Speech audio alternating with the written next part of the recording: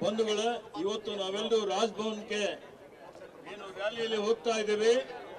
ಅದಕ್ಕೆ ದಯವಿಟ್ಟು ಶಾಸಕರು, ವಿಧಾನ ಪರಿಷತ್ತಿನ ಸದಸ್ಯರು, ಲೋಕಸಭೆ ಸದಸ್ಯರು, ಮಾಜಿ ಶಾಸಕರು ಅವರೆಲ್ಲರಿಗೆ ಹೊರತುಪಡಿಸಿ ಮಾಜಿ ಲೋಕಸಭಾ ಸದಸ್ಯರು,